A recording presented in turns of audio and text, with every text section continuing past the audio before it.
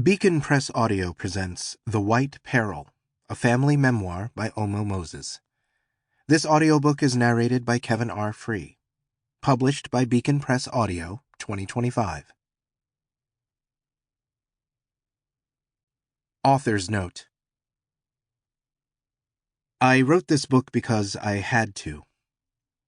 I began writing it in 11th grade in Karen Hawthorne's Intro to Creative Writing class, the only class in 4 years of high school that managed to get me to reach inside and share parts of myself.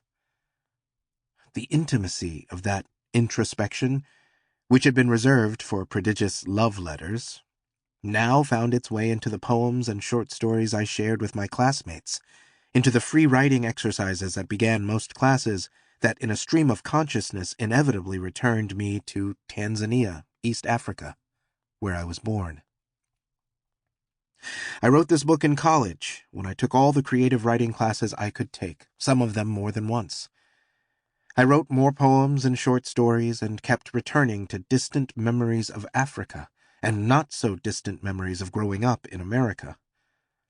As my dream of becoming a great basketball player began to fade, I began to dream of becoming a writer. My professors encouraged me and honored me with the school's Creative Writing Award. I started to realize that I was eventually going to write something. I have at least one good story in me, I would tell myself, as I visited local bookstores and imagined my book on display in the window. When I left college, my dad gave me a book by Naguib Mahfouz called The Harafish. The writing was lyrical. The book was about family, about love, common people, the ordinary and enduring alley, about democracy, about generational change, about the cosmos.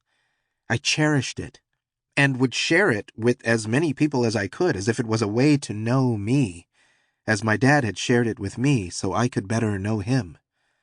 I wanted to write about the things that Naguib Mahfouz wrote about as they pertained to my life, to allow poetry to take root inside the story. I wrote this book in Mississippi, which is where I landed after leaving college. In Mississippi, I encountered the powerful voices of my past, of America's past, the voices of freedom fighters and freedom singers, the voices of students growing from all that history, what was present in the trees, the architecture of towns and cities, in eyes and limbs. I wanted to understand and share those voices and connect them to the voices of my childhood. I interviewed my dad on a bench next to a pond, my mom in the kitchen over bottles of wine, my brother always at a bar. I wrote this book while reading others. Junot Diaz's Drown, The Brief Wondrous Life of Oscar Wilde, This Is How You Lose Her. Diaz became family with the Dominicans and Puerto Ricans I grew up with, and so I got to know him a bit and got a sense of how he unapologetically unleashed his voice and appeared on those pages. We the Animals by Justin Torres, who in his first line captured the urgency of youth, and in the remaining pages the short distance between love and hate that we all travel. In No Violet Bulawayo's We Need New Names, the characters roamed and renamed and reinvented neighborhoods in Africa in the same way that the brothers I grew up with roamed and roared and reimagined the streets of Cambridge where we grew up. At some point I got an agent, and she asked me if I was trying to write poetry, fiction, or nonfiction. Creative nonfiction is what I landed on, and it was decided that my first book would be a memoir. I went through as many titles: Un-American, 44 for President, something about laps around the sun, as the almost 10 years it took us to get the proposed book sold. I wrote to Sweet Honey in the Rock.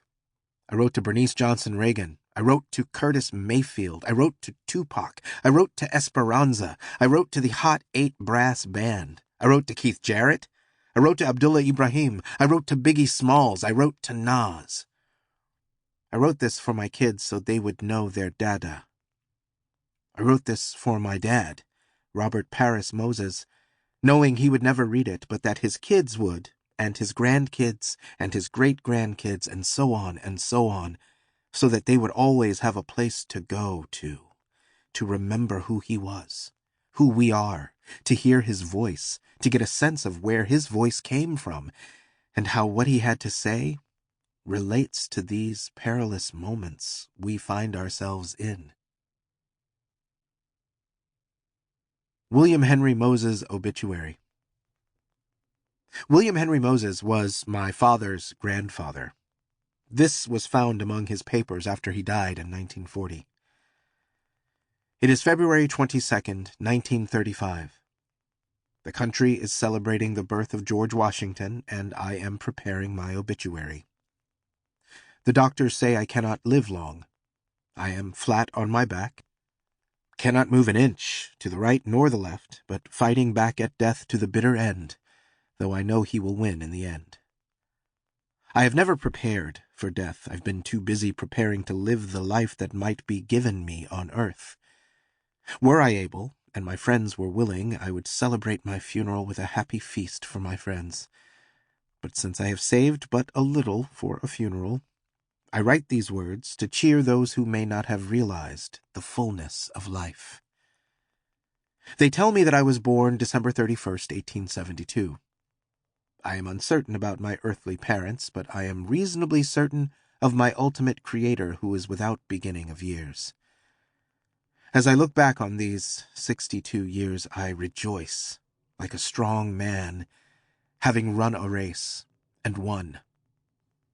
I see myself in all stages, from a toddling child to an old man, surrounded with children and grandchildren.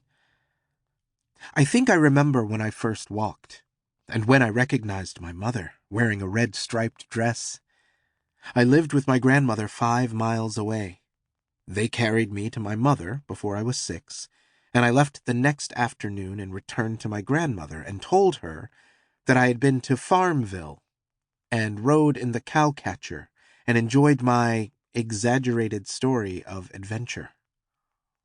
Before I was 10, I was trapping rabbits with bare feet in frosty weather and enjoyed it. My feet became wet in the first rains and snows of autumn, and the rain wet them until spring, until I was nearly a man. I was plowing at 10 and cutting wheat at 14, splitting rails and ditching in mud and water up to my waist at 16. At 17, I was asked to carry the corn to the mill on my head because the working teams were busy. I stole into the pastures, drove 2 young steers to the pen, lassoed and yoked them and hitched them and carried the grist to the mill and back, without the family knowing I had done it. At 17, I was hired to oversee a farm of several thousand acres at the highest wages ever paid a colored man in my county, Charlotte, Virginia. When a student, I worked in the mines of West Virginia to make the money.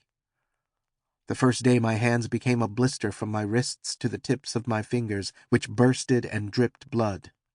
But I kept at it, rejoicing with it, until I accomplished my end. I did not pity myself then nor now, but was glad to be alive, and too busy to complain. Speaking of education, I never went to school but a month, nor did I have a private tutor until I attended Virginia Seminary in 1892. I do not remember when I learned my alphabet. It seems like I always knew them. I graduated from Virginia Seminary without being called a brilliant scholar, but a hard student. Later, I became president of Nelson Mary College, and later, I served as president of Guadalupe College in Texas, but I majored in teaching religion. Speaking of religion, I have believed in God ever since I have believed in my own existence, and was taught the descent of my mother and father. At first, I was too afraid of God to love him. I thought it was awful for him to burn up the world, and any sort of people. I trembled at the falling of every star. After my father's death at 14, I studied the Bible and life until I decided that God loved me and would save me from unnecessary suffering and torment. When I went to school, I decided that the Lord wanted me to preach and major in showing people how to love Him and each other. Speaking of preaching, I was amazed at what seemed to me the gross misunderstanding in preaching and teaching the Christian religion. So I majored in studying the Bible itself, rather than what most people said about it. and later discovered that I was unconsciously following the trail of the most advanced Christian thinkers of all. Sample complete. Ready to continue?